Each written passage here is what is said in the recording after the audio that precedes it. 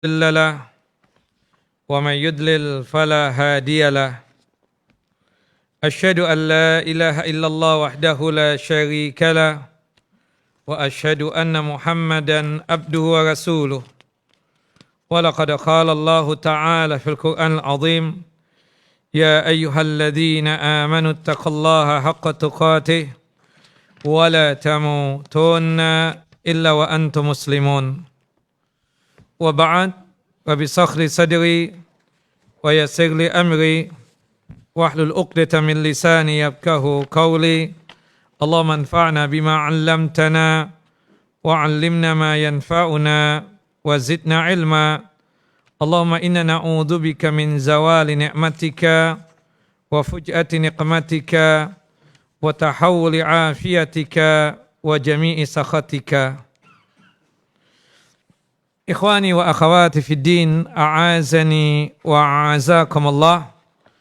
Bapak dan Ibu yang dimuliakan oleh Allahu Jalla wa Ala, melanjutkan kajian kita, pembacaan kitab Al-Kabair, kumpulan dosa-dosa besar, yang dimana kitab ini disusun oleh Al-Imam Al-Hafidh Abu Abdillah Muhammad bin Ahmad bin Utsman Adz-Dzahabi rahimahullah rahmatan wasi'ah. Kita masih membahas seputar tentang asyirku, menyekutukan Allahu Jalla wa'ala. Pada kesempatan yang lalu kita sudah menjelaskan tentang syirkul akbar, syirik besar. Sekaligus juga kita menjelaskan perbedaan antara asyirkul akbar dengan asyirkul asghar. Sekaligus juga kita sudah menjelaskan tentang ancaman orang yang melakukan perbuatan syirik besar ini, baik di dunia ataupun di akhirat kelak. Pada kesimpulannya, berkaitan dengan syirik yang tidak diampuni itu adalah syirik besar yang dibawa mati.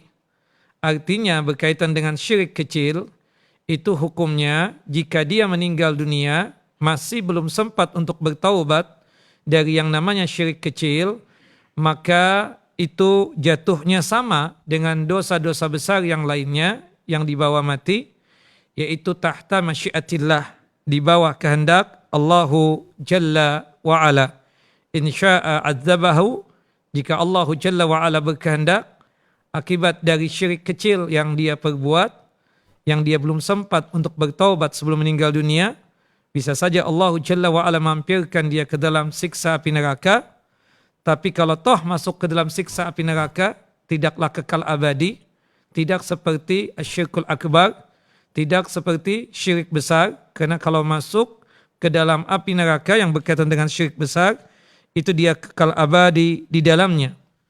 Dan juga ya bisa saja Allah Jalla wa Ala mengampuni dari syirik kecil tersebut, insya'a ghafaralahu. Itu yang disebutkan oleh para ulama yang dimana kita sudah jelaskan pada kesempatan yang lalu berkaitan dengan pembahasan tentang masalah asyirku al-asghar atau syirik kecil tersebut. Cuma sekedar untuk menambah pengetahuan kita berkaitan tentang masalah asyirku al-asghar, syirik kecil tersebut, meskipun di dalam kitab kita ini, yaitu kitab Al-Kabair ini, ada beberapa contoh daripada asyirkul asghar. Salah satunya adalah berkaitan tentang masalah ar-riya, ya, itu adalah syirik kecil. Termasuk juga al-halifu bi ghairillah, bersumpah atas nama selain Allah Jalla wa Ala, itu juga adalah syirik kecil. Termasuk yang ada dalam kitab kita ini Al-Kabair, masalah tatayyur. Tatayyur itu artinya menganggap sial akan sesuatu hal, ya, seperti berkaitan dengan menganggap sial akan hari tertentu atau tempat tertentu atau yang lain sebagainya. Nanti insya Allah lebih jelas kita akan bahas itu berkaitan dengan riya, itu pada pembahasan dosa besar yang ke-33.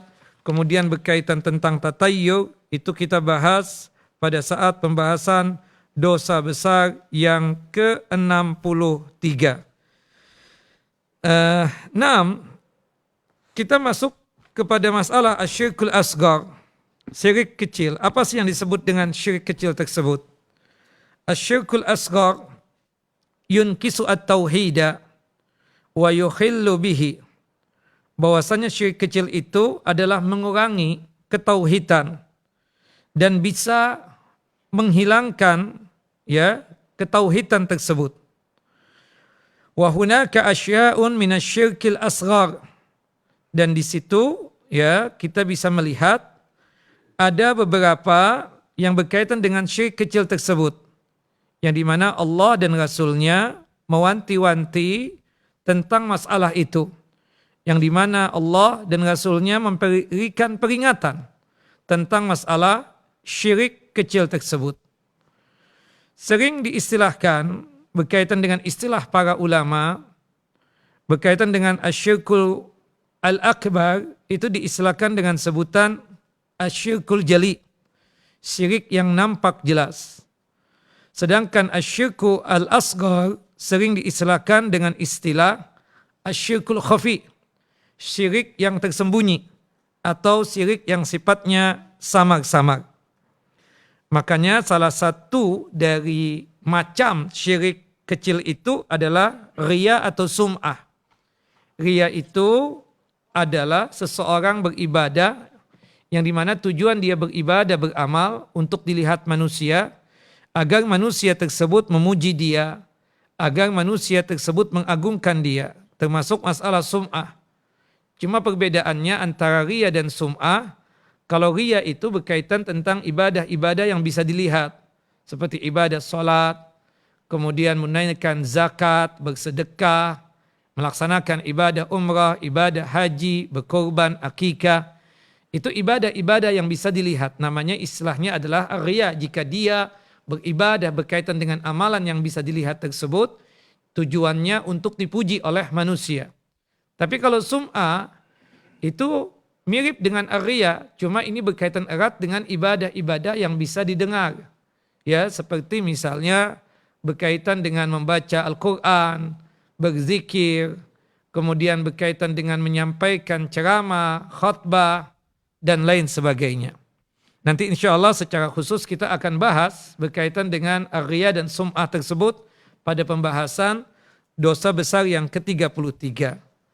Nah kemudian disebutkan oleh Allah Jalla wa'ala berkaitan tentang masalah syirik ini secara umum pada surah Al-Baqarah, surah yang kedua ayat 22. Fala taj'alu lillahi andada wa antum ta'lamun. Dan janganlah kalian menjadikan untuk Allah Jalla wa'ala tandingan, padahal kalian tahu bahwasannya itu adalah perbuatan menyekutukan Allah Jalla wa'ala. Karena memang kalau berkaitan dengan syirik kecil, terutama riya dan sum'ah, itu bisa mengakibatkan dia menyandingkan Allah dengan makhluknya, atau makhluk disaingkan dengan makhluk Allah Jalla wa'ala. Tetapi kategorinya tersebut tetap dalam keadaan yang sifatnya tersebut syirik ya kecil, karena memang asal mula dia beribadah, beramal tersebut karena Allah. Tapi kemudian dalam perjalanan dia menjalankan ibadah dan amalan tersebut digoda oleh syaitan, sehingga membuat dia tersebut melakukan itu amalan riya dan sum'ah di antaranya.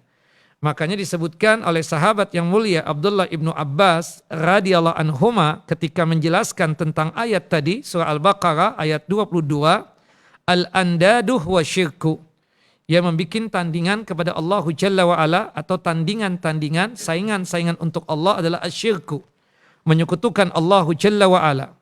Akhfa min dabibin namli ala safati sauda fi dhulumatil lail. Bahwasannya itu lebih samar, lebih tersembunyi daripada langkah kaki semut di atas batu yang hitam di malam yang gelap gulita. Ya, contohnya di antara syirik kecil yang sangat tersembunyi dan sangat samar-samar diibaratkan tadi oleh sahabat yang mulia Abdullah ibnu Abbas seperti semut hitam berada di atas batu yang hitam di malam yang gelap gulita. Kadang susah dilacak dan pastinya susah untuk dideteksi. Di antara seperti ucapan kita kepada seseorang, ya kan, ya Allah kalau bukan ente anak nggak tahu deh apa kata dunia, kan seperti itu ucapan kesyirikan, ya, meskipun kesyirikannya kategorinya adalah syirik kecil.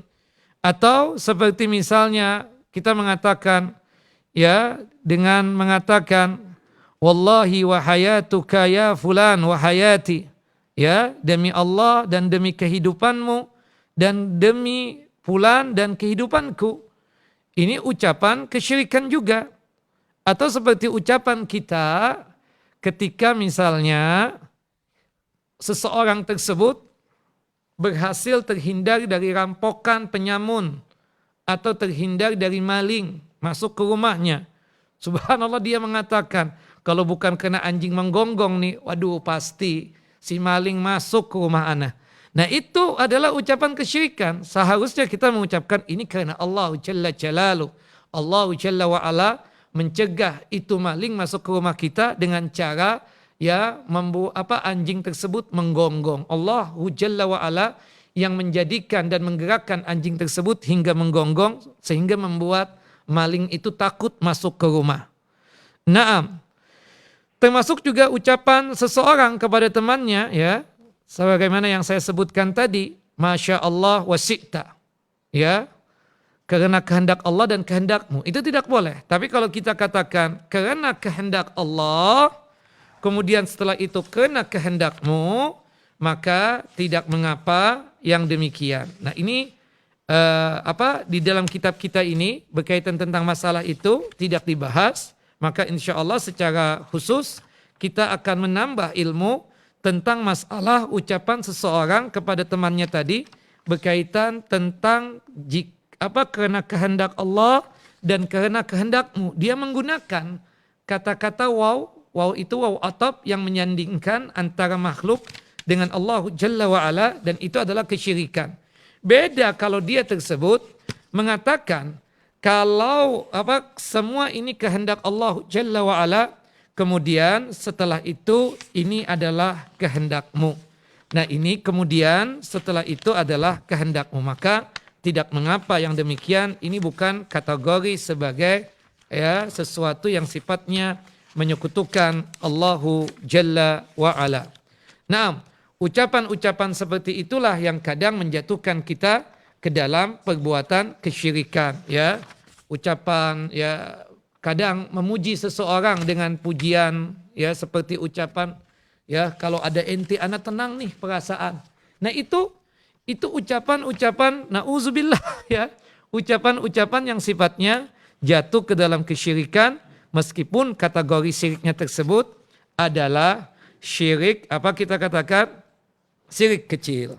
Nah, disebutkan oleh para ulama, di antaranya oleh Syekh Salim Eid Al-Hilali hafizahullah, semoga Allah Jalla wa'ala selalu menjaga beliau dan melindungi beliau, dalam kitab beliau Masu'ah Al-Manahi, ya, kumpulan larang-larangan sesuai dengan ajaran Quran dan sunnah Nabi SAW, atau kumpulan larangan-larangan yang disebutkan oleh Al-Quran dan sunnah as-sahihah.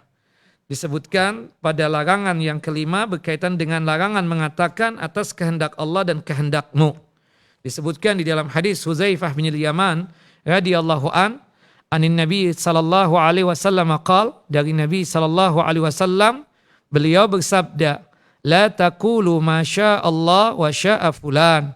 Janganlah kalian mengatakan atas kehendak Allah dan atas kehendak si fulan. Walakin qulu, tapi ucapkanlah ucapan seperti ini, Masya Allah summa syaa fulan, atas kehendak Allah kemudian atas kehendak si fulan. Ya, atas kehendak Allah kemudian atas kehendak engkau. Itu tidak mengapa. Dan itu pernah diingatkan juga oleh Nabi ketika ada seorang sahabat Nabi datang ke Rasulullah SAW. Kemudian ya mengucapkan ucapan yang seperti itu. Dia mengatakan ya atas kehendak Allah dan kehendakmu. Masya Allah wa syi'ta. Kemudian Rasulullah SAW membantahnya dengan ucapan seperti ini. Aja'altani lillahi adlan. Apakah engkau ingin menjadikan diriku sebagai sekutu bagi Allah? La, jangan sekali-kali. Bal masya Allah wahdah. Cukup engkau mengucapkan atas kehendak Allah Jalla wa'ala semata. Seperti itu yang disebutkan oleh para ulama berkaitan tentang masalah yang demikian. Nah itu salah satu contoh kita katakan dari syirik kecil. Kemudian disebutkan berkaitan dengan syirik kecil juga, faqad bayyana Ibnu Abbas radhiyallahu anhuma anna hadhil asya'a minasyirki. Dijelaskan oleh Abdullah ibnu Abbas, ucapan-ucapan seperti itu tadi adalah kategorinya termasuk syirik. Wal muradu bihi asyirkul asgar. Maksudnya adalah syirik kecil. Wal ayah amatun. Meskipun ayat tadi surah Al-Baqarah surah yang kedua, fala taj'alu lillahi andada wa antum ta'lamun. Janganlah kalian menjadikan untuk Allah Jalla wa Ala andada, tandingan-tandingan. Allah disaingkan dengan makhluknya atau makhluk disandingkan dengan Allah. Itu ayat adalah sifatnya umum, ya, berkaitan dengan firman Allah tentang kesyirikan, baik itu syirik besar ataupun syirik kecil. Wal ayat amah tashmulu asyirka al-akbara wa syirka al-asghar. Ya, mencakup dua kesyirikan, syirik besar ataupun syirik kecil. Fa Ibnu Abbas nabbaha bihadhil asya'i bil adna wa huwa syirkul asghar. Abdullah Ibnu Abbas memperingatkan berkaitan tentang ayat tadi dari yang terendah, yaitu berkaitan dengan syirik kecil. Ya, alal a'la, setelah itu menjelaskan syirik besarnya. Nah itu di antara contoh. Termasuk juga syirik kecil adalah al-halifu bi ghairillah. Bersumpah atas nama selain Allah Jalla wa Ala. InsyaAllah lain kesempatan nanti di dalam kitab kita ini kita akan membahas tentang masalah bersumpah atas nama selain Allah Jalla wa Ala. Saya menjelaskan ini tidak lain karena kalau secara pribadi untuk kedudukan syirik ini, baik itu syirik besar ataupun syirik kecil, seharusnya pembahasannya didahulukan. Karena setelahnya itu berkaitan dengan al-kabair atau dosa-dosa besar secara umumnya. Ya, karena bagaimanapun juga dosa syirik adalah paling besarnya dosa besar. Akbarul kabair, baik itu dosa syirik kecil besar, baik itu syirik besar ataupun syirik kecil. Nah, di antara syirik kecil adalah al-halifu bi ghairillah, bersumpah atas nama selain Allah, bersumpah atas nama makhluk. Demi ayahku, demi ibuku, demi Nabi Muhammad, demi malaikat Jibril. Itu adalah apa? Syirik kecil. Kadang kita dikarenakan mungkin emosi sesaat, kadang bersumpah yang seperti itu. Ya, demi Allah, demi Rasulullah. Demi Allahnya tidak mengapa. Ya, itu kudus seperti itu. Kalau kita bersumpah untuk membenarkan apa yang semestinya harus kita lakukan, atau untuk mengingkari bahwasannya kita tidak melakukan itu perbuatan, kita tidak pernah mengucapkan itu ucapan, tapi lawan bicara kita tetap memojokkan kita, maka kita bersumpah. Maka bersumpahnya atas nama siapa? Allahu Jalla wa Ala. Bukan untuk selainnya. Ketika seseorang bersumpah atas nama selain Allahu Jalla wa Ala, maka dipastikan dia telah terjatuh ke dalam kesyirikan. Meskipun syiriknya kategorinya syirik kecil.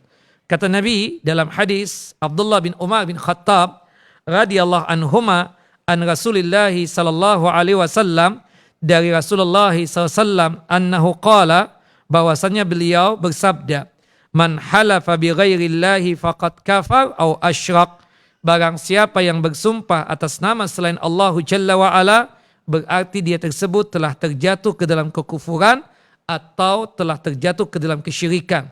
Kufur di sini maksudnya kata Abdullah ibnu Abbas, kufur duna kufrin, kekafiran yang bukan kekafiran. Artinya apa? Kefasikan.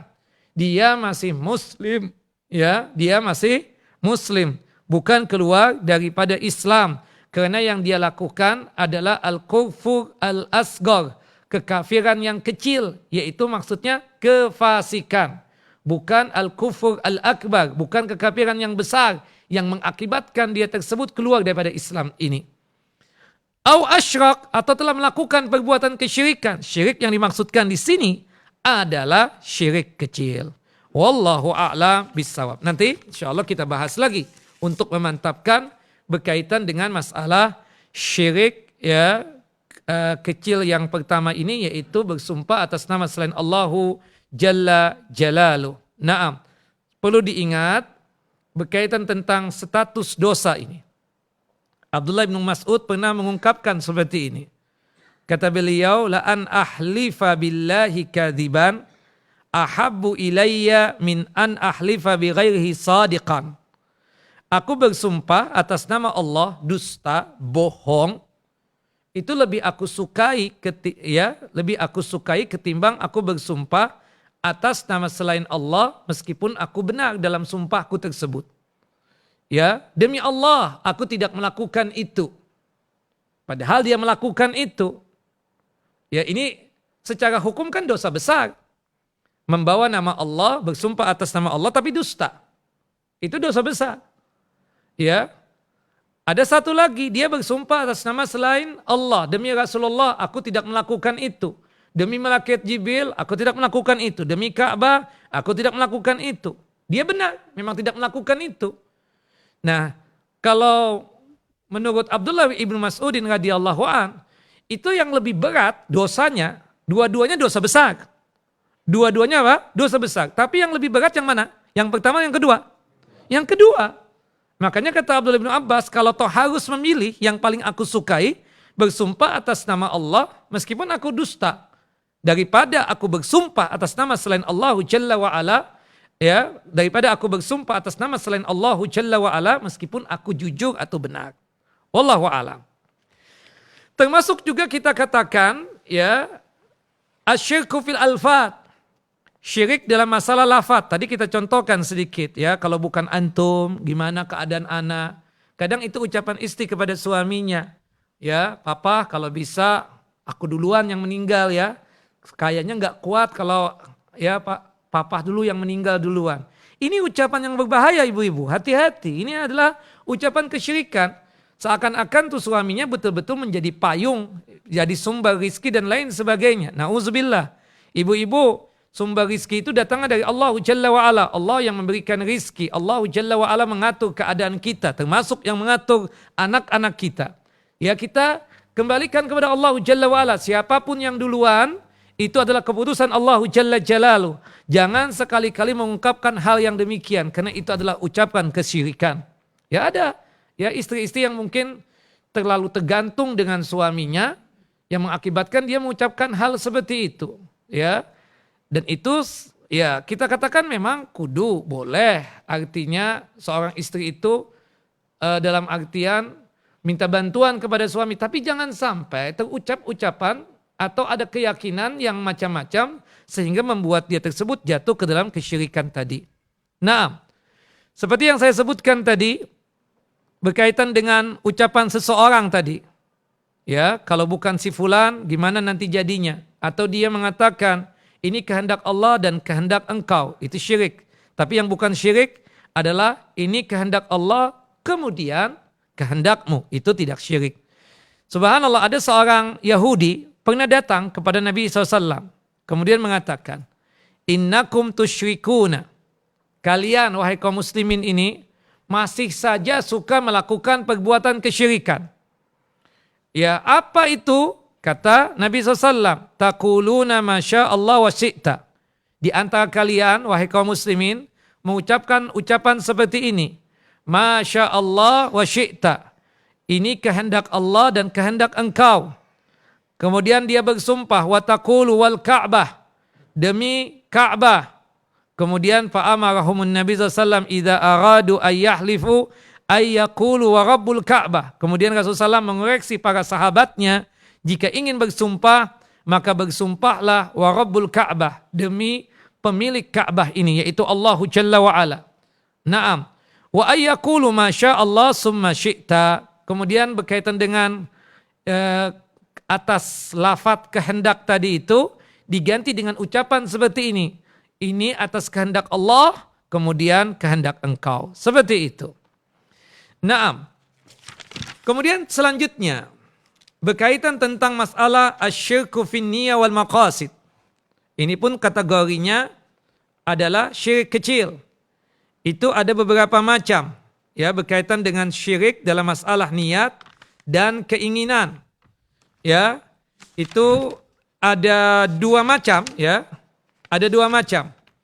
Yang pertama ar-riya. Nanti insya Allah pada dosa besar yang ke-33 kita bahas ini masalah riya.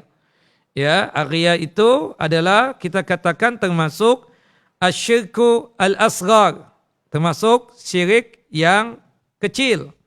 Nah, sebagaimana yang disebutkan di dalam hadis yang sahih, Nabi kita Muhammad sallallahu alaihi wasallam bersabda, "Akhwafu ma akhafu alaikum asyirkul asghar." Yang paling aku takutkan terjadi kepada kalian itu adalah syirik kecil. Para sahabat bertanya, "Ya Rasulullah, wa ma syirkul asghar?" Apa dimaksud dengan syirik kecil tersebut? Faqala aghiya.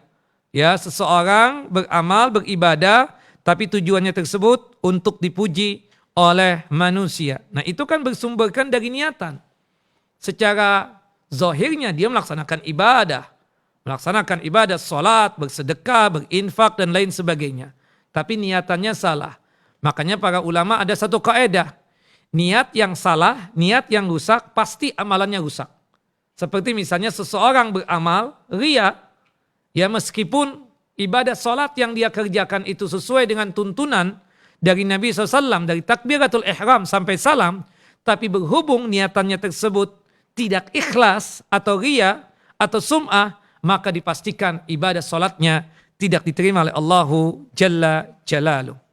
Nah, termasuk juga yang sering dilakukan oleh manusia, ya, ini termasuk kategorinya adalah syirik kecil juga, tidak dibahas di dalam kitab kita ini Al-Kabair, yaitu iradatul insani bi amalihi ad-dunya. Seseorang ya melakukan amalan akhirat tapi tujuannya untuk mendapatkan dunia. Seseorang melakukan amalan akhirat seperti sholat, puasa, zakat, sedekah, umrah, haji, korban, itu kan amalan akhirat. Tapi tujuan dia mengamalkan itu untuk mendapatkan dunia. Seperti misalnya di antara antum terkena COVID. Kemudian antum diperintahkan oleh seorang ustadz, antum banyak bersedekah supaya COVID antum hilang.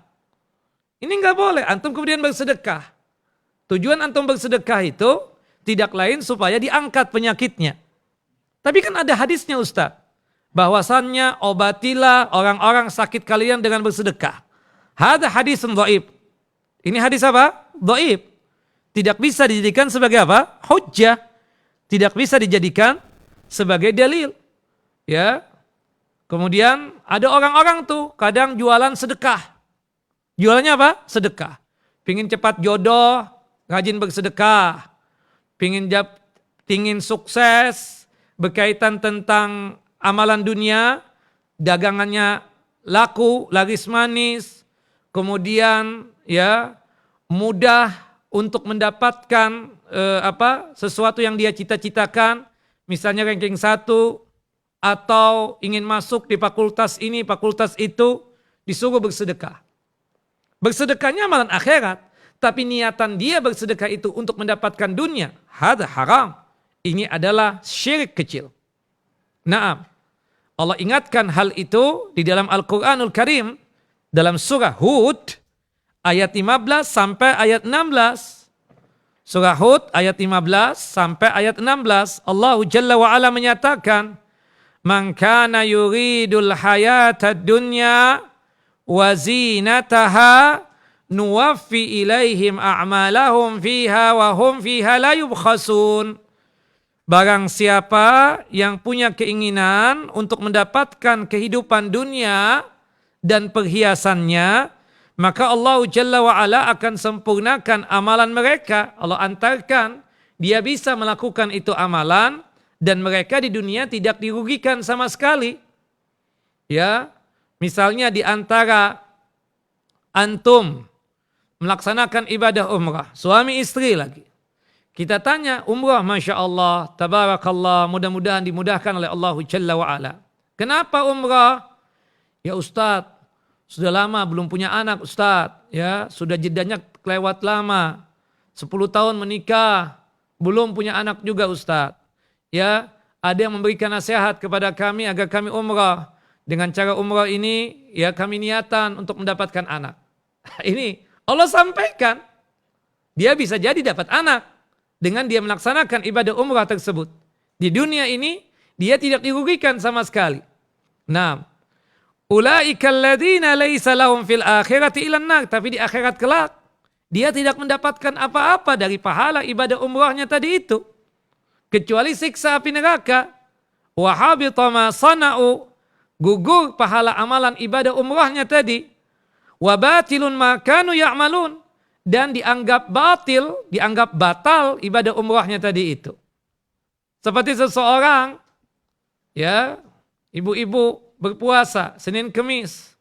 Kita tahu nih ibu doyan makan, tumben puasa, iya ustadz, iya ustadzah misalnya, anak lagi ujian, ya, moga-moga dengan puasa ini anak lulus di fakultas ini, fakultas itu, dan macam-macam hal niatnya.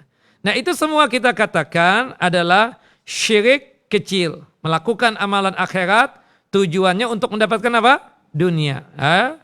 Itu adalah syirik ya kecil. Naam. Termasuk juga syirik kecil yang disebutkan oleh para ulama adalah berkaitan tentang musyabbatud dahri wa nahwih, ya, mencaci maki masa atau waktu. Nanti insyaallah dalam kitab Al-Kabair kita akan bahas lagi ini. Ini juga termasuk kategori daripada perbuatan, ya, dosa besar, jatuhnya ini adalah bagian daripada syirik kecil. Karena dia tersebut mencaci maki yang namanya kehidupan. Wabil khususnya berkaitan tentang masalah, ya, masa. Ya, disebutkan oleh Nabi kita Muhammad sallallahu alaihi wasallam di dalam hadis yang sahih. Qala Rasulullah sallallahu alaihi wasallam.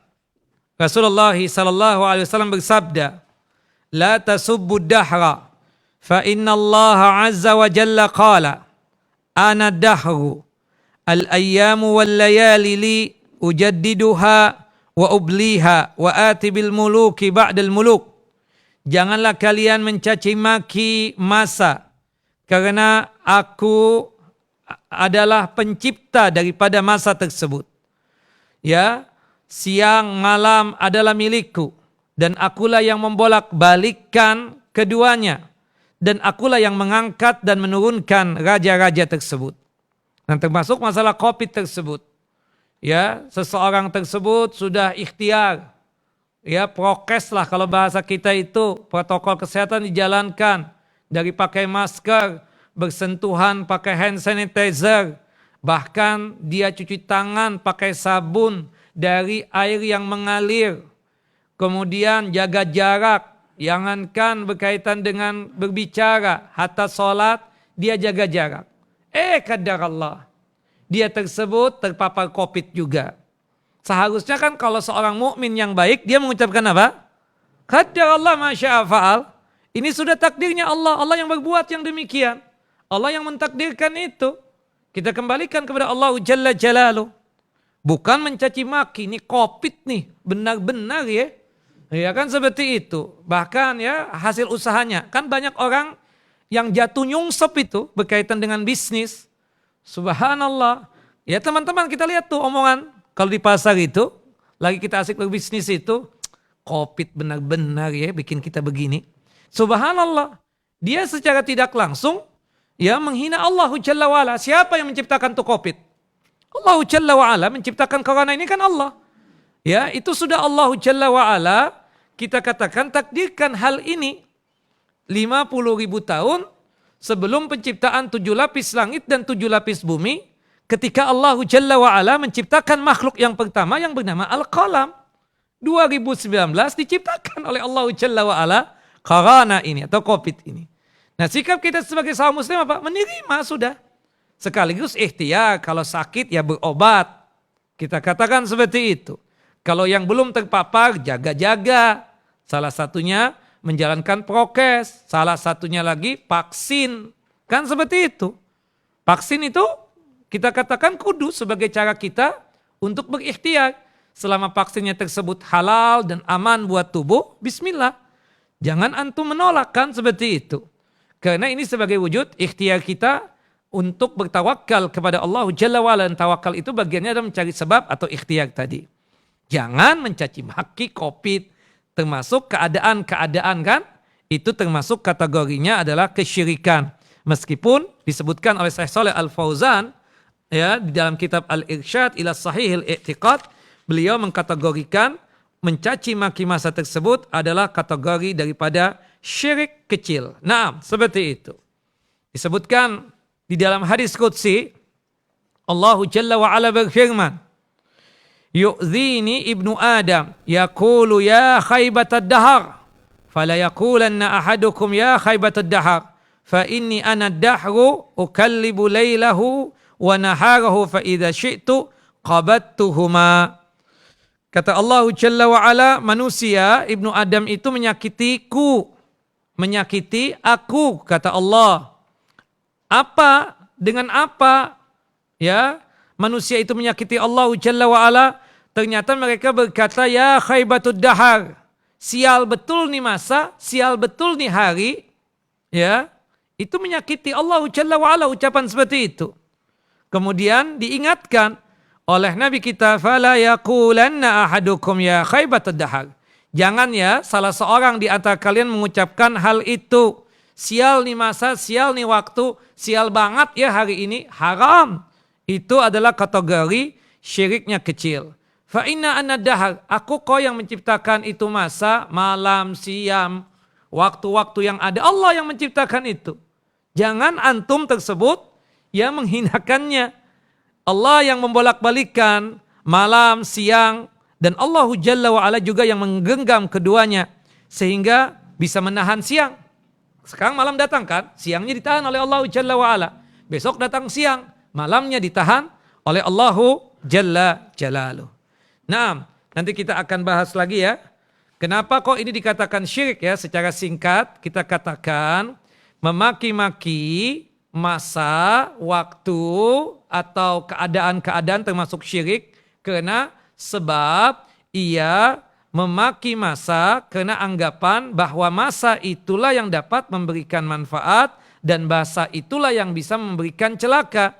Di samping itu anggapan bahwa masa itu zalim karena telah merugikan orang yang tidak pantas dirugikan. Ya, memberikan orang yang sifatnya tersebut ya suatu kecelakaan atau sesuatu yang tidak pantas untuk diberikan. Mengangkat derajat orang yang tidak pantas untuk diangkat derajatnya. Menahan orang yang tidak pantas ditahan haknya. Jadi menurut para pencela itu masa adalah sesuatu yang paling zalim. Banyak menurut para pencela tersebut ya dengan syair-syair yang ada. Ketika dia mencela itu masa, waktu ya termasuk berkaitan dengan Covid sekalipun, dia secara tidak langsung mencaci maki siapa? Allahu Jalla Jalaluh. Nah, itu yang mengakibatkan dia tersebut jatuh ke dalam kesyirikan. Seakan-akan ini Covid yang bikin orang itu mati. Ini gara-gara Covid bikin orang tersebut binasa. Enggak, Allah kok yang menakdirkan. Cuma dengan jalur salah satunya orang itu terpapar Covid kan seperti itu. Tapi yang menentukan orang itu mati, ya binasa, atau orang tersebut panjang umur, sehat lagi. Siapa yang menentukan itu? Allah, bukan si Covid kita katakan. Cuma ikhtiar, kita harus jaga-jaga. Allah yang menyuruh kita seperti itu. Cuma ketentuannya itu Allah Jalla wa'ala. Maka oleh sebab itu, kenapa kok jatuh ke dalam kesyirikan ya menghina masa itu? Karena dia menganggap masa itu yang bisa mencelakakan dia, mengangkat dia, menjatuhkan dia. Bukan masa yang bisa menjatuhkan dan meninggikan seseorang. Allahu Jalla wa'ala. Buktinya Allah mengatakan apa? Aku kok yang mengangkat para raja-raja, aku juga yang menurunkan itu raja-raja menjadi hina lagi. Seperti itu. Allahu a'lamu bissawab. Ya, insyaallah kita lanjutkan kajian kita setelah adzan Isya. Nah, setelah salat Isya. Oke, setelah salat Isya. Wassallallahu Nabi Muhammad wa ala ali Muhammad kama shallaita ala Ibrahim wa ala ali Ibrahim innaka Hamidum Majid. Wassalamualaikum warahmatullahi wabarakatuh.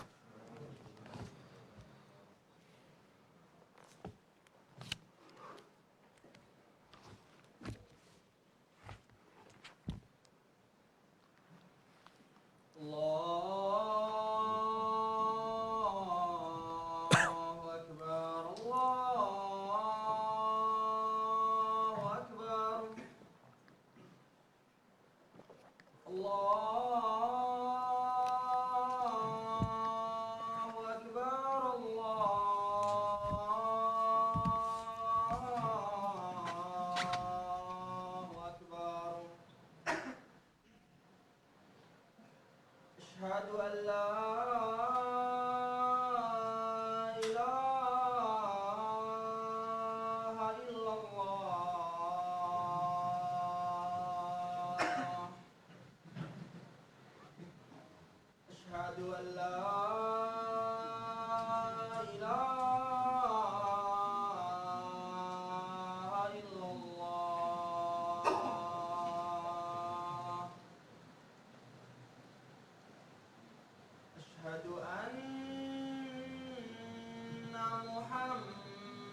رسول الله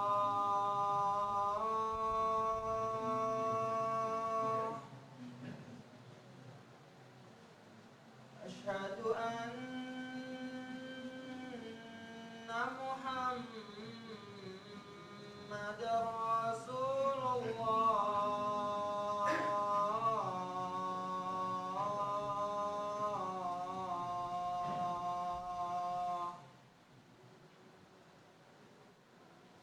حي على الصلاة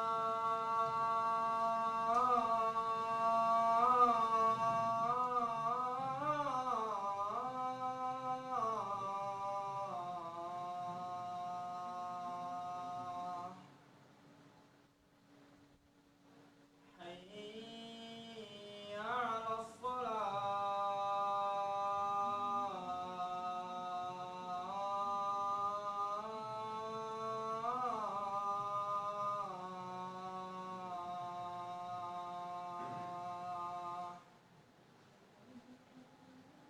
حي على الفلاح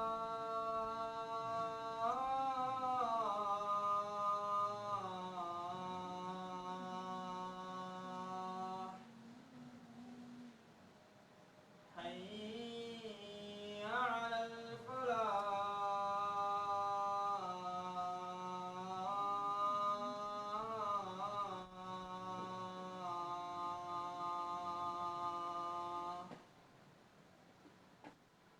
الله أكبر الله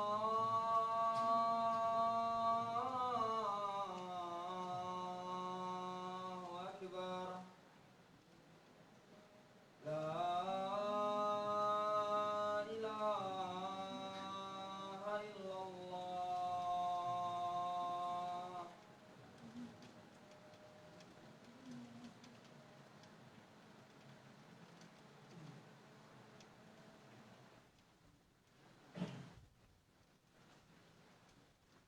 الله أكبر الله أكبر أشهد أن لا إله إلا الله أشهد أن محمدا رسول الله حي على الصلاة حي على الفلاح قد قامت الصلاة قد قامت الصلاة الله أكبر الله أكبر لا إله إلا الله واعتدلوا تراصوا سدوا الخلل jangan bergerak kepada syaitan teruskan pada insaf perhatikan antara mata kaki dan kaki kemudian berguna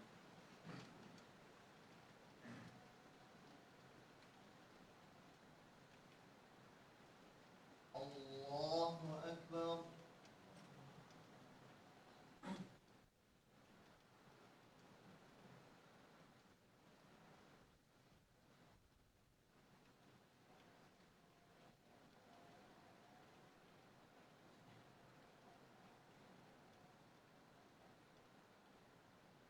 الحمد لله رب العالمين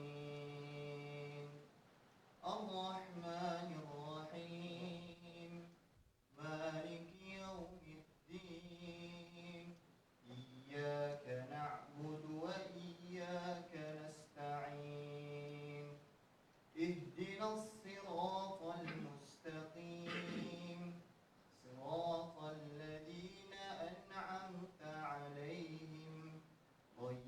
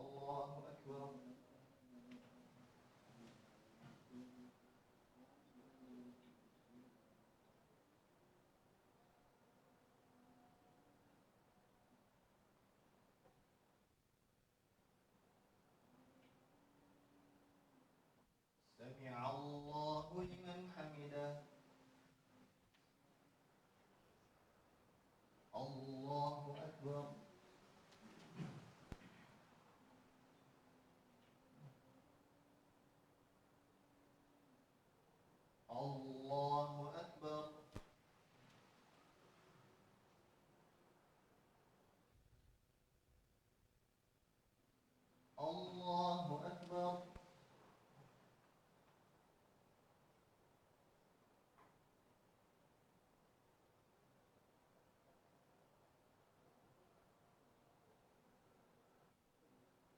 الله أكبر.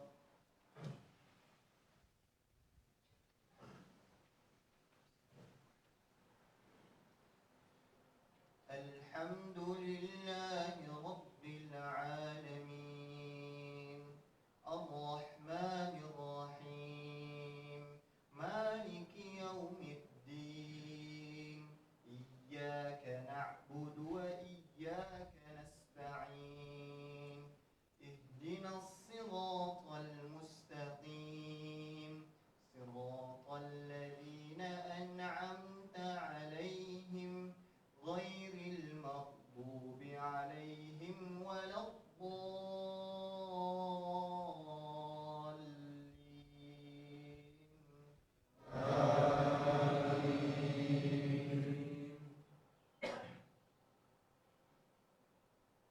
قال قرينه ربنا ما أطغيته ولكن كان في ضلال بعيد. قال لا تختصموا لدي وقد قدمت إليكم بالوعيد. ما يبدل القول لدي وما أنا بقول ما يبدل القول لدي وما أنا بظلام للعبيد. يوم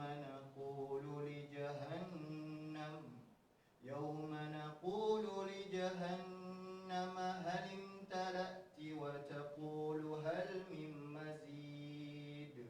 وأزلفت الجنة للمتقين غير بعيد.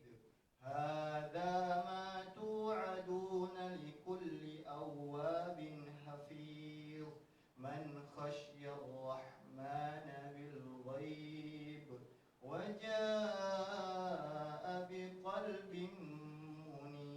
منيب. الله أكبر.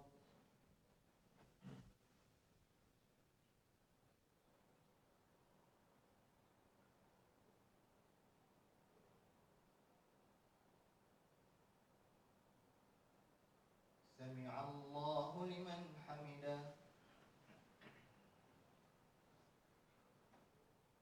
الله أكبر.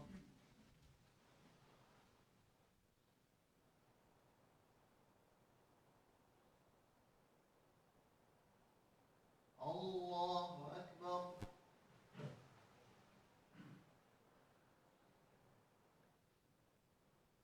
الله أكبر.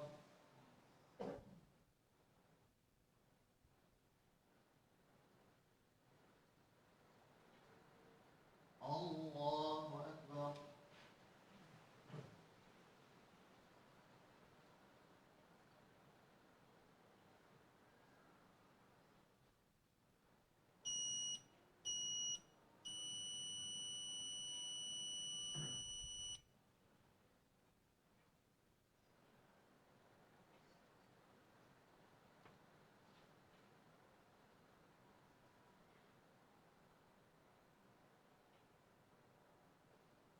الله أكبر.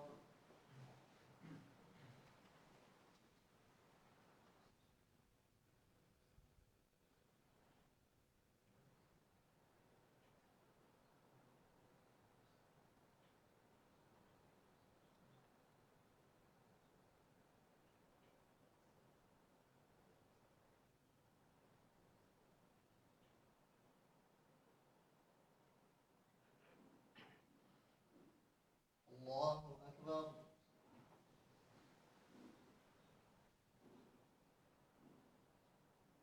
سمع الله لمن حمده.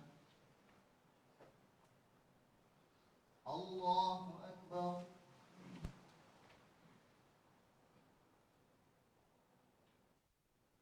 الله أكبر.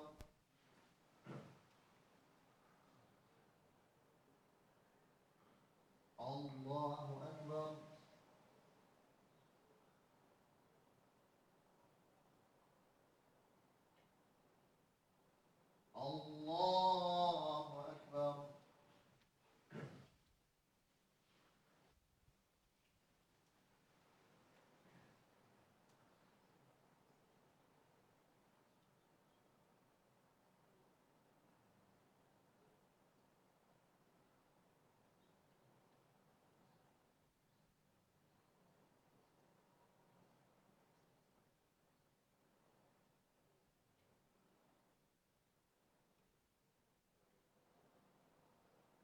الله أكبر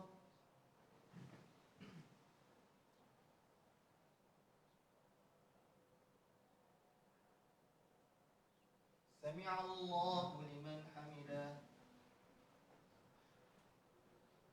الله أكبر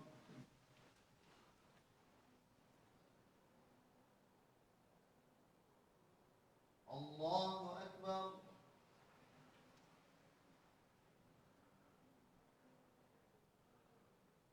الله أكبر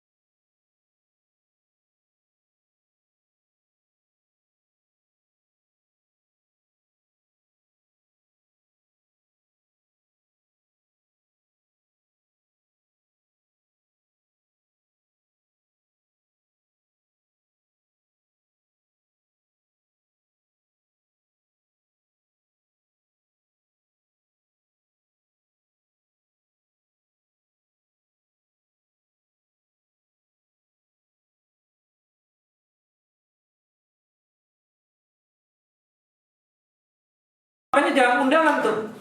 Ini Rabiul Awal banyak banget undangan kawinan. Ya, subhanallah hari Sabtu ini di undangan dapat 5.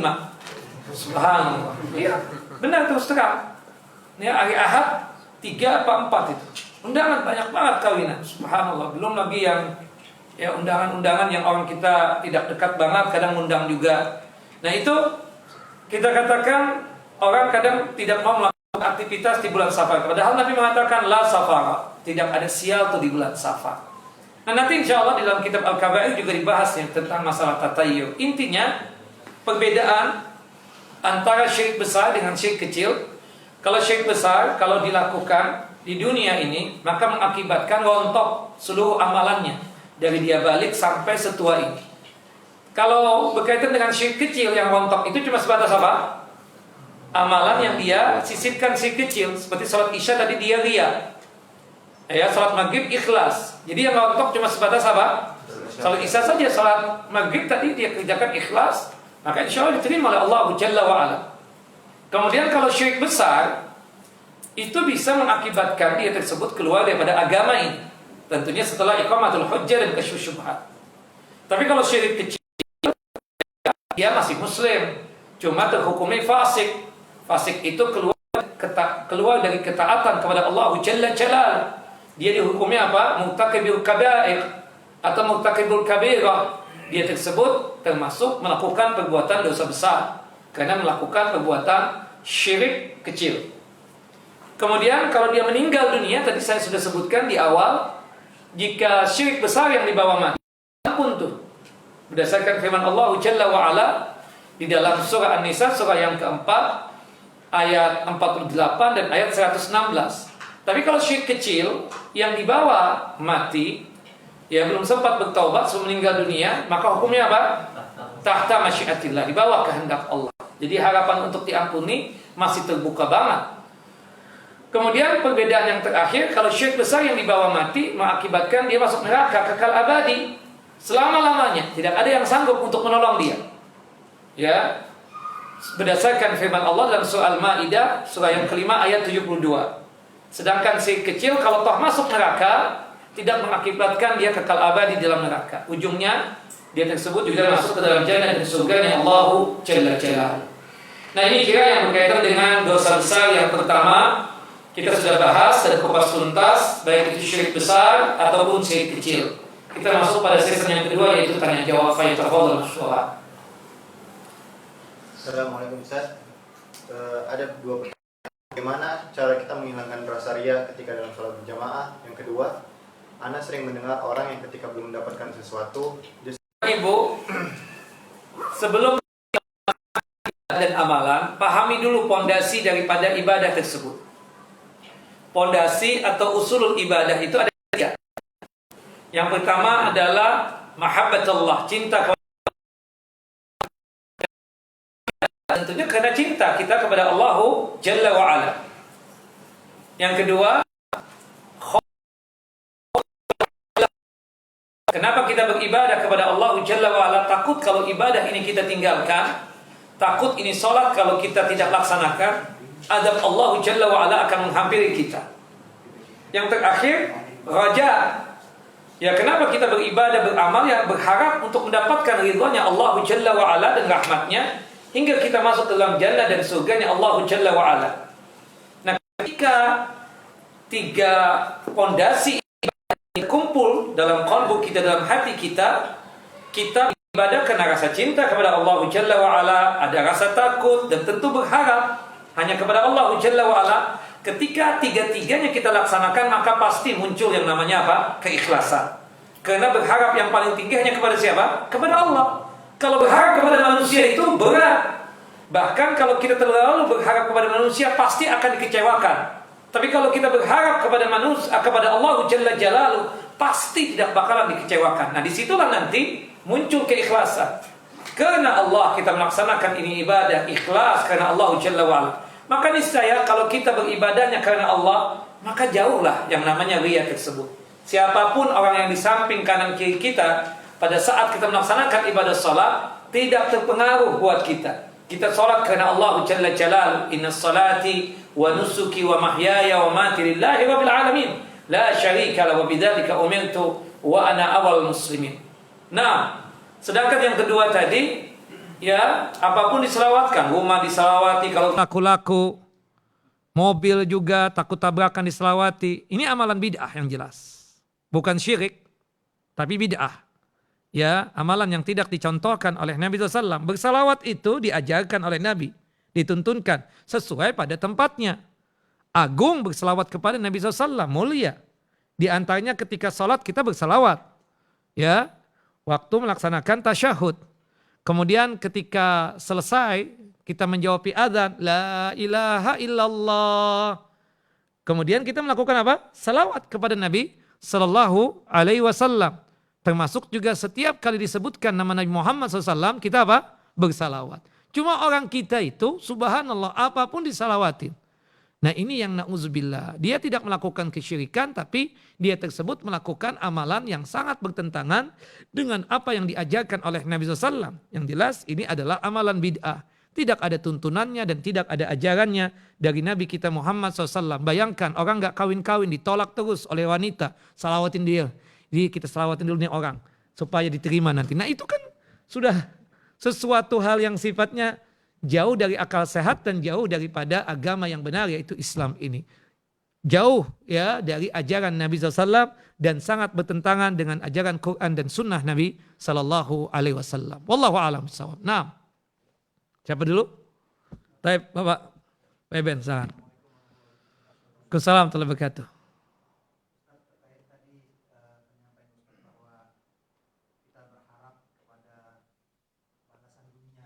Iya. Nah.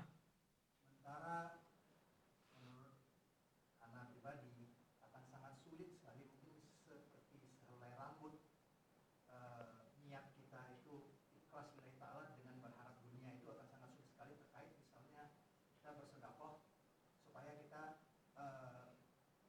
dijauhkan dari balak. Iya. Iya.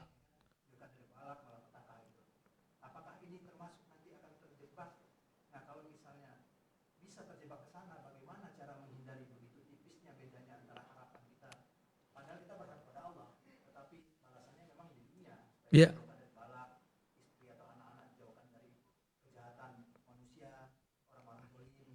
Nah.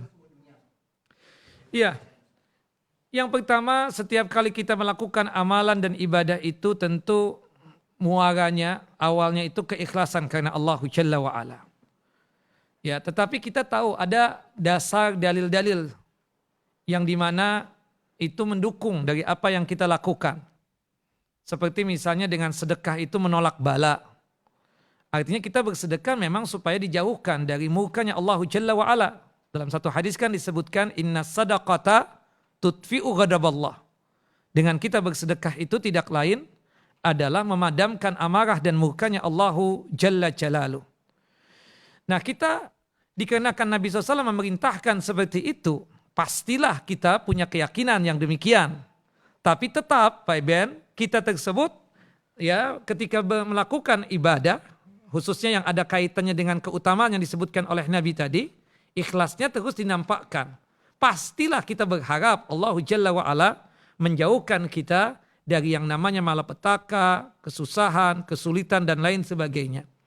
Yang dimaksudkan di dalam surah Hud ayat 15 dan 16 tersebut itu sangat jelas sekali. Amalan-amalan akhirat yang dia ingin dapatkan dunia. Seperti dulu antum pernah dengar mungkin 7 tahun yang lalu, apa 8 tahun yang lalu. Ada seorang tokoh ya, dia itu mengkampanyekan sedekah. Apapun sedekah jualannya itu. Antum lambat jodoh sedekah. Antum bisnis nggak jalan sedekah. Kemudian apa ya jabatan naik sedekah. Macam-macam. Ya sampai disinetronkan kan seperti itu. Nah itu kan kesalahan. Dia melakukan satu amalan akhirat tujuannya untuk mendapatkan dunia. Itu pastilah kita katakan seperti itu. Jatuhnya ke dalam kesyirikan. Beda dengan niatan yang antum ungkapkan tadi itu. Ya memang kita berharap dari Allah Jalla wa'ala agar dijaga. Kenapa kita sholat? Tentunya kita berharap terhindar yang darinya namanya kemungkaran dan kekejian. Allah kok yang mengatakan itu. Aqimus sholat, inna sholata tanha anil fahsya iwal munkar. Seperti itu. Nah cuma kita harus mengawali ibadah kita tersebut dengan apa? Keikhlasan. Nah itu yang dimaksudkan dalam firman Allah Jalla Jalaluh dalam surah Hud ayat 15 sampai 16 tersebut. Nah sebagaimana yang kadang dilakukan oleh sebagian orang kan, dia tersebut melaksanakan puasa. Kita tahu nih orang doyan makan Pak, tapi tumben hari itu puasa. Ternyata dia punya niatan. Kenapa antum puasa tumben? Lagi nego nih. Mudah-mudahan sukses dengan anak puasa ini. Kan itu pasti dia niatan dunia itu Pak Iben. Jelas itu kesyirikan. Itu yang dia katakan kalau dia sukses. Coba lihat puasa lagi enggak dia Senin Kemis? Enggak, dia tinggalkan setelah itu. Dan termasuk tadi kita katakan berkaitan dengan ya puasa, sedekah atau umrah. Sudah dapat anak ya sudah deh. Ditinggal tuh ibadah. Nah itu yang nauzubillah. Kan termasuk yang dalilnya dhaif. Kayak baca surah Al-Waqiah bikin kaya. Subhanallah ada ibu-ibu nanya, Ustaz, ana biasa kalau setelah sholat duha baca surah Al-Waqiah. Kenapa Bu? Supaya kaya. Sholat duha kan sudah ada jaminan kata dia. Ya, kalau sholat duha 4 rakaat dicukupkan di sore hari. 6 rakaat dicukupkan rizkinya di hari itu. Subhanallah. Akhirnya dia melaksanakan sholat duha dirangkai dengan apa? Setelah itu membaca surah Al-Waqiah. Nah dua-duanya enggak benar. Kita sholat duha karena Allah. Terlepas nanti Allah menganugerahkan kekayaan, alhamdulillah. Untuk menghindari itu, bapak-bapak dan ibu-ibu, bagaimana supaya jangan sampai kita itu masuk tuh ke dalam syirik kecil tadi. Begini saja, kita memang berharap kekayaan deh, terus terang. Kan seperti itu. Tapi kita jadikan amalan yang kita kerjakan itu, atau amal soleh yang kita kerjakan itu, sebagai tawasulnya kita untuk memohon kepada Allah Jalla wa'ala. Jadi bertawasul dengan amal soleh boleh tidak? Boleh. Ya Allah, jika aku ikhlas karena Engkau ya Allah melaksanakan salat duha ini, kabulkan doaku yang satu ini. Mudahkan aku dalam masalah nikmat dan rizki. Ya Allah, jika sekiranya ya aku ikut kajian ini karena Engkau ya Allah dan dianggap sebagai amal saleh, kabulkan doaku yang satu ini. Nah itu boleh. Itu tawasul dengan apa? Dengan amal saleh kita, tidak mengapa yang demikian. Termasuk sedekah ya Allah. Jadikanlah ya kalau sekiranya sedekahku ikhlas karena Engkau ya Allah, jauhkan kami dari malapetaka, dari keburukan, termasuk COVID-19 ya Allah, jauhkan ya Allah. Nah itu tawasul dengan apa? Dengan amal soleh. Tawasul dengan amal soleh dibolehkan, seperti itu. Nah kayak berkaitan dengan salawat Nabi itu. Kenapa sih Ustadz? Adab etika ketika kita tersebut berdoa setelah memuji Allah, kemudian bersalawat kepada Nabi SAW. Apa sebabnya? Apa Bapak? Karena salawat kepada Nabi adalah amal soleh. Kita membaca salawat setelah kita memuji Allah, tidak lain kita bertawassul dengan amal soleh kita yang bernama apa? Salawat kepada Nabi SAW. Bukan kita bertawassul kepada Nabi. Bertawassul kepada Nabi kesyirikan. Kenapa? Karena Nabi sudah meninggal. Ya, jika Nabi masih hidup, kita datang kepada Nabi minta didoakan boleh. Tapi berhubung Nabi sudah meninggal, tidak boleh yang demikian. Termasuk datang ke Ustadz, minta didoakan, gak ada masalah. Cuma saya ingin nanya sebagai tambahan, di luar dari pertanyaan Pak Iben tadi. Doa sendirian, minta langsung kepada Allah Jalla wa'ala, ya, kemudian doa minta didoakan oleh Ustadz, Kiai, ya, atau siapapun, yang mana yang lebih baik? Doa sendiri, kenapa? Karena ketika kita berdoa sendiri, minta sendiri, kita sedang beribadah kepada Allah Jalla wa'ala. Tapi kalau kita minta didoakan, ustadznya yang dapat pahala. Karena dia berdoa kepada Allahu Jalla wa'ala. Meskipun itu boleh. Wallahu a'lam bissawab. Nah. Assalamualaikum warahmatullahi wabarakatuh.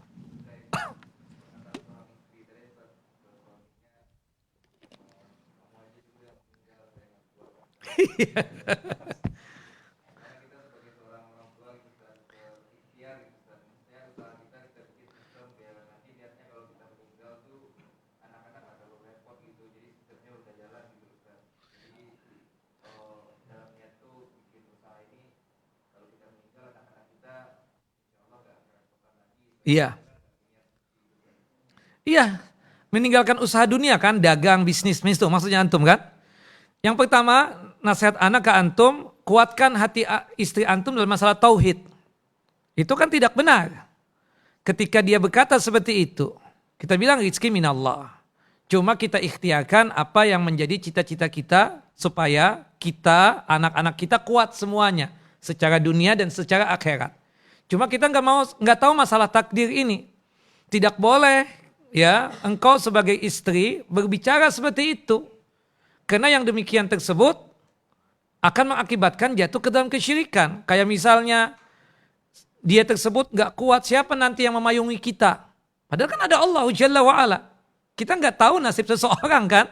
Seperti itu, siapa yang lebih duluan meninggal dunia? Entah suaminya atau istrinya. Kadang ada ucapan dari istri tersebut seperti itu. Karena kekhawatiran dia mendapatkan anak-anak yang banyak misalnya. Dia takut masa depan tuh anak-anak. Nah, tapi kita kuatkan, kita bilang bahwasanya rizki minallah, semua datang dari Allah. Kita sekarang berikhtiar dan berusaha.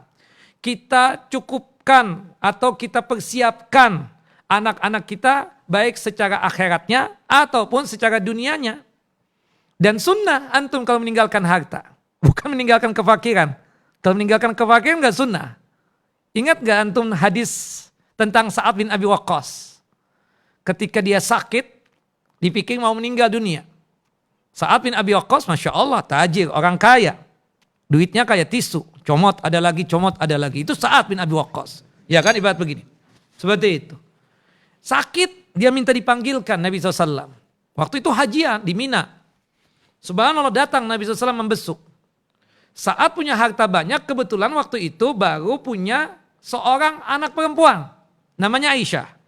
Ya, bukan Aisyah, putrinya Abu Bakar Siddiq.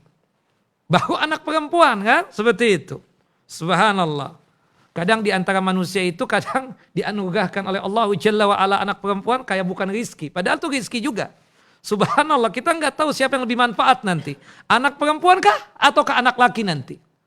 Ya, kadang anak perempuan lebih manfaat daripada anak laki-laki. Bukan begitu? Anak perempuan dapat suaminya tajir-tajir semua. Anak laki-laki memberatkan banget, belum dapat kerjaan. Iya kan? Bukan begitu? Kadang anak perempuan yang bantu saudaranya yang laki-laki. Bisa saja kan yang demikian? Cuma itulah tadi. Kita manusia itu kadang lebih condong. Anak sudah anak laki-laki nih 2. Pingin anak perempuan yang ketiga. Begitupun juga yang punya anak perempuan, manusia namanya. Pingin juga punya anak laki-laki. Walhasil begitu. Nah, saat berkata kepada Nabi SAW, ya Rasulullah, anak pingin mewasiatkan 2/3 dari harta anak. Untuk Islam, bayangkan, untuk Islam, bukan untuk siapa-siapa. Fisabilillah. Ya, 1/3 buat ahli waris deh. Istrinya dan putri dia tersebut. Kata Nabi, lah, enggak boleh. Bisyatrihi ya Rasulullah, setengahnya deh. Enggak boleh, kata Nabi. Kemudian sampai yang ketiga dia nanya, kalau begitu bisulus ya Rasulullah, 1/3 boleh enggak? 1/3, wassulusu katsir. 1/3 boleh, 1/3 sudah banyak. Wa antadara auladakum wa antadara warasataka aghniya khairun lahum min ayyatakaffafu ya in annas. Meninggalkan ahli warismu, anak-anakmu dalam kondisi yang mampu secara finansial, kaya, itu lebih bagus buat mereka ketimbang engkau meninggalkan mereka dalam kondisi yang fakir dan miskin, yang pada ujung-ujungnya mereka meminta-minta kepada manusia. Kita persiapkan minta sama Allah Jalla wa'ala. Subhanallah, ada kan orang beli tanah, ya Allah, semua ini beli. Padahal jauh kapan dia ke sana nggak tahu. Tapi subhanallah, kita sebagai cucunya baru ngeh. Oh, buat warisan. Si kakek sih nggak merasakan itu. Masya Allah, kakek baik banget ya. Ternyata dia bagi tanah, dulu nggak nikmatin tuh. Nggak nikmatin. Yang nikmatin siapa? Ahli warisnya. Anaknya nggak nikmatin, cucunya nikmatin nggak? Cucunya nikmatin. Ya Allah, kakek baik banget, ninggalin tanah, ada batu baranya semuanya. Iya, kita nggak sadar. Sebagai ahli waris, kapan zaman kakek kita nggak ada dulu batu bara di Kalimantan. Subhanallah, dia tinggalkan warisan, beli tanah di sini, beli tanah di situ. Jauh dari rumah aslinya. Jauh daripada kota. Sekarang cucunya yang ketawa-ketawa. Alhamdulillah, Masya Allah ya Rab. Mudahan kakek anak, jid anak masuk surga Firdausil A'la. Ya kan begitu. Itu Abdullah ibnu Umar, Masya Allah. Ya kan, sudah tua nih, sudah syebe, udah tua. Nanam kurma. Lewat seseorang. Lihat Abdullah ibnu Umar sudah tua. Ya Abdullah ibnu Umar, ya Abu Abdurrahman, lagi ngapain? Nanam kurma. Ya Allah, ini udah syebe, udah tua. Nikmatinya kapan? Kata dia apa? Mungkin anak nggak nikmati. Tapi insya Allah anak cucu anak akan nikmati. Iya kan? Seperti itu. Nah jadi kita bikin saja yang satu yang bermanfaat buat anak-anak kita. Intinya kita untuk apa? Menguatkan akidah anak-anak kita. Bagaimanapun ya meminta-minta itu nggak baik dan dilarang dalam Islam. Kita nggak pingin dan na'udzubillah sampai anak-anak kita minta-minta kepada manusia yang pada ujungnya nanti manusia atau anak-anak kita tersebut dihinakan oleh manusia tersebut. Bukan begitu? Nah, antum persiapkan saja buat anak-anak antum, tapi antum doa sama Allah supaya minta apa? Panjang umur dalam ketaatan kepada Allah Jalla wa Ala. Bisa melihat sukses anak antum, ya, bahkan cucu antum. Sebagaimana sahabat Nabi siapa? Anas bin Malik radhiyallahu an. Ya kan? Umurnya panjang. Ya, kekayaannya luar biasa. Kemudian anak-anaknya Masya Allah. Punya anak berapa Anas bin Malik? Enggak sampai. Ya. 82. 2 perempuan, 80 laki-laki. Ada yang mengatakan 72. 70 laki-laki, 2 perempuan. Lumayan ya, antum gak bakal dapat tuh kayak gitu misalnya. Hatta istrinya 4 kayaknya berat juga. Nah, ya, cucu 115. Nah, tapi sukses Masya Allah. Ya. Nah itu kan kita nggak tahu. Kita persiapkan saja. Siapkan secara akidahnya, tauhidnya istri antum. Antum siapkan akidah, tauhid, ibadahnya. Termasuk anak-anak antum. Termasuk juga dunianya. Jangan kita ninggalin kita ini kadang subhanallah egois kita ini. Pingin sumbang sana sumbang sini. Anaknya na'udzubillah kesian. Ngojek kadang. Jadi tukang parkir 2000 diharapkan oleh dia. Abah inti mana? Subhanallah kita tegur abahnya. Inti gak malu tuh anak inti jadi gituan. Biarin aja dia punya usaha sendiri. Loh ini bukan inti pulus kayak tisu. Kasih modal. Antum lebih bagus bersedekah dengan dia ketimbang. Ya kan? Kepada orang lain yang jauh seperti itu. Ini enggak. Kita dengar si fulan. Kasih sumbangan sekian. Anaknya dibiarkan saja. Bapak haram. Ya lebih utama itu bersedekah sama keluarga. Khususnya kepada anak istri kita. Itu lebih utamanya. Cukupkan dulu anak istri. Setelah itu baru orang lain. Itu kira-kira seperti itu yang dikatakan oleh Nabi kita Muhammad sallallahu alaihi wasallam. Wallahu a'lam bishawab. Nah. Apa hukum tulisan Arab yang ada di pintu biasanya? Ya enggak boleh, Pak. Jika memang jimat, kami sudah menasihati orang tersebut, tapi dia tetap mengatakan itu kan cuma bahasa Arab aja. Lalu apakah ketika dia wafat termasuk dalam kejahilan atau tidak? Yang pertama, hatta itu ayat Al-Quran. Itu nggak boleh kita tulis hiasan di dinding-dinding tembok rumah kita atau masjid sekalipun. Nggak boleh. Ya, dimakruhkan oleh para ulama, bahkan sebagian mereka dengan hukuman haram. Ya, maksudnya dihukumi haram.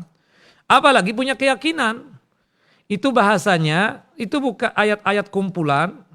Dia sebutnya apa? Rajah. Ya, rajah supaya orang-orang yang punya niatan jahat nggak bisa masuk ke rumah dia. Atau berkaitan dengan sesuatu yang buruk tidak masuk ke rumah dia. Namanya apa? Raja. Dan itu adalah kesyirikan. Menyekutukan Allah Jalla wa'ala. Di dalamnya bukan sekedar ayat dan doa-doa Nabi. Tapi juga apa? Ada syekh-syekh yang dia sebut. Ya, syekh-syekh yang sudah meninggal dunia. Dan dia secara otomatis bertawassul dengan syekh itu. Dan itu adalah kesyirikan. Menyekutukan Allah Jalla wa'ala. Naam. Wallahu a'lam. Bahkan minta kepada syekh itu. Ya mintanya kepada syekh-syekhnya udah meninggal. Na'udzubillah min dzalik. Dan itu apa? Kesyirikan. Wallahu a'lam bishawab. Nah. Ada? Bila seorang berada dalam lingkungan atau dibesarkan dalam lingkungan Jawa yang kental dengan tatayur. Lalu bagaimana lalu dia tidak pernah meminta ruqyah, apakah dia masih mendapatkan golongan 70.000 orang yang masuk surga tanpa hisab? Ya, 70.000 umat Muhammad SAW yang masuk surga tanpa dihisab. Berdasarkan hadis Abdullah bin Abbas.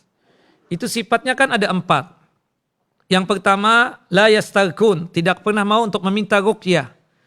Jangankan ruqyah yang haram. Ruqyah yang mubah saja nggak mau minta. Kenapa? Ya, at-tawakkul tam lahum. Karena tawakal yang sempurna yang dimiliki oleh mereka. Jadi kalau toh sakit, dia meruqyah diri sendiri. Ya kan? Tidak pernah mau untuk meminta ruqyah kepada orang lain. Meskipun itu mubah, boleh. Naam. Yang kedua, walayak taun, tidak pernah mau untuk meminta pengobatan secara kai. Kai itu ada besi, ditaruh di api, sudah panas, diangkat, diletakkan di bagian tubuh yang sakit. Pengobatan secara kai mubah, tapi makruh meminta pengobatan secara kai. Tidak masuk kategori 70.000 umat Muhammad SAW yang masuk surga tanpa dihisab. Kemudian yang ketiga, ya mereka tersebut tatayyur. Mereka wala yatatayyarun, mereka tersebut tidak melakukan tatayyur, wala yatatayyarun. 70.000 umat Muhammad SAW tidak pernah menganggap sial akan sesuatu hal. Yang terakhir, yang keempat, wa ala rabbihim yatawakkalun. Mereka selalu bertawakal kepada Allah Jalla wa ala. Start dulu, anak pernah tatayyur. Sekarang sudah taubat. Apakah masih bisa masuk kategori itu? Masih bisa. Iya kan? Dari 70.000 itu yang ketahuan cuma satu kan? Siapa? Dari sahabat Nabi yang ketahuan? Ukasha bin Mihsan radhiyallahu an. Tapi kayaknya nih bapak-bapak, ibu-ibu, kalau kita bersaing dengan sahabat berkaitan dengan amalan, ibadah, ketauhidan, kayaknya kalah jauh. Ketika Nabi Muhammad meninggal dunia saja, itu sahabat yang tersisa 60.000. Bayangkan sahabat yang sejaman dengan Nabi berapa ribu. Belum lagi sahabat-sahabat yang duluan meninggal sebelum Nabi. Waduh, kayaknya kalah bersaing. Iya kan? Wallah, masalah sedekah kita Masya Allah duit miliaran, sedekah cuma 1 juta. Abu Bakar seluruhnya. Umar bin Khattab terlambat sholat asar, itu kebun yang dia urusi sehingga membuat dia tersebut terlambat. Sholat asar, cuma 1 rakaat loh terlambatnya masbuknya itu. Dia sedekahkan. Padahal kalau kita masbuk, ada uzur ataupun tidak ada uzur, itu tidaklah mengakibatkan kita tersebut mengakibatkan tidak absah sholat kita atau berkaitan dengan dosa. Kita ada uzur apalagi. Ada uzur nggak tahu, Umar nggak dengar. Azan, suara azan, nggak ada mikrofon dulu. Kemudian dia nggak memperhatikan alam. Nggak ngeh karena sibuk dengan urusan mengurusi kebun kurma. Subhanallah, ketika ngeh, dia langsung berlari ke masjid. Terlambat 1 rakaat. Ini gara-gara pohon kurma. Dia sedekahkan langsung. Padahal tuh kebun kurma setengah dari asetnya dia. Kalau diibarat kata, Umar punya uang 10 M, 5 M-nya ada pada kebun kurma itu. Kita mana tahan begitu? Nggak bakalan bisa kayaknya, berat. Subhanallah, kita ngomong sama istri kita kan sudah pada tua nih, duit kita kan kayak tisu banyak, ada deh tabungan 10 M. Gimana kalau 5 M-nya kita berikan kepada Masjid An-Nur Kosogaya supaya bisa beli rumah yang satunya supaya lebih luas nih. Karena jamaah pada banyak sekarang. Kata istrinya, papi, abi, anak-anak kita masih kecil-kecil. Jangan 5 M. Habis berapa? 1.000 aja. Atau 100.000 aja. Atau 1 juta aja. Kadang begitu. Subhanallah. Ya kan? Kadang istri kita rajin sedekah. Kita pelototin nih istri, subhanallah. Sedekah sana, sedekah sini. Yang repot kan kita. Yang capek kan kita. Ya enggak? Begitu kadang. Subhanallah. Istri kita nanya, berapa Pak? 1 juta ya? Enggak deh, 50.000 aja kasih. Subhanallah. Itu beda jauh lah sudah kita sama sahabat. Tapi Nabi itu sayang sama kita. Itu ternyata kloter yang pertama tuh 70.000 itu. Rasulullah minta tambahan kuota lagi. Berdasarkan hadis dari Abu Hurairah radhiyallahu an. Setiap 1.000 dari 70.000 membawa 70.000 lagi. Jadi ini 70.000 kan? Nanti 70.000, setiap 1.000 dari mereka yang 70.000 tadi akan membawa 70.000 lagi. Ya kita tetap doa deh, pede aja doanya minta kloter yang pertama. Tapi kalau misalnya ya nyeset sedikit ya kloter yang kedua deh. Setiap 1.000 dibawa ya oleh setiap 1.000 dari 70.000 kloter yang pertama membawa 70.000 lagi. Tapi pastikan kita nggak melakukan 4 hal tadi itu. Udah deh minta ruqyah. Makanya anak kadang ketika teman inti apa kerjaan? Buka bengkel ruqyah. Pak gak boleh antum itu. Itu ngajak orang gak masuk kategori ini. Yang kedua, Rasulullah melarang kita mengambil imbalan dari ruqyah itu. Beda kalau orang yang misalnya sekedar transportnya saja. Kayak ustadz nih, gak boleh. Dia jadikan ini pekerjaan, cari fulus. Ini kan cuma hitungannya transport, waktunya ustadz. Bisa kita nerima amplop itu. Tapi kalau tuh ustadz mengatakan nego, enggak maaf ya ustadz. Anak mau ngisi di sini mesti tajir kan. 5 juta ya sekali ngisi. Oh nggak bisa gitu, dosa itu Ustadz. Jangan mau, jangan panggil. Dan nggak berkah tuh ilmu antum kalau ngambil ilmu dari ustadz itu. Benar, haram. Kita sedihkan kadang. Cuma antum juga tahu diri sebagai penelitian ini ustadz jauh di ujung sana. Antum kasih cuma sekian doang. Nauzubillah, lihat dong transportnya dia juga. Kan kesian dijemput kagak. Cuma sekedar WA doang. Ya kan seperti itu. Nah ini kadang dikondisikan lah ya kan. Nah itu yang tidak boleh kadang. Walhasil kadang manusia begitu. Nah jadi sekali lagi sama. Tadi buka bengkel ruqyah, itu nggak boleh begitu. Ya, beda kalau misalnya kita sekali-sekali ruqyah, kebetulan dia datang, kita bayar cuma transportnya aja. Bukan karena dia ruqyah anak kita atau ruqyah kita, enggak. Seperti itu. Tapi kan kalau buka klinik ruqyah, oh itu jelas cari duit lah. Sama dengan ustadz tadi yang punya asisten, apa semua ditaripin. Itu ustadz nggak benar deh, udah jelas 5 juta ya. Kalau enggak udah. Halas kita cari masjid yang lain. Nah itu jangan cari ilmu dari ustadz itu, nggak berkah antum. Abadan nggak bakal nempel di sini, nggak bakal nempel di sini. Keluar lagi. Kenapa? Karena sudah nggak ada keikhlasan ketika menyampaikan itu. Karena kata Al-Imam Ibnu Qayyim rahimahullah, menempelnya ilmu yang kita bisa transfer kepada audien kita atau kepada murid kita ketika kita menyampaikannya betul-betul karena Allahu Jalla wa Ala. Makanya doakanlah ustadz-ustadz ini agar ikhlas, termasuk diri ana kan, seperti itu. Jangan sampai na'udzubillah, ya ujung-ujungnya pilih-pilih masjid. Ya, na'udzubillah min zalik. Taib cukup, sudah malam. Wassallallahu nabiyana Muhammad wa ala ali Muhammad. Kama sallaita ala Ibrahim wa ala ali Ibrahim innaka Hamidun Majid. Allahumma barik ala Muhammad wa ala ali Muhammad. Kama barakta ala Ibrahim wa ala ali Ibrahim innaka Hamidun Majid. Subhanakallahumma wa bihamdika asyhadu an la ilaha illa anta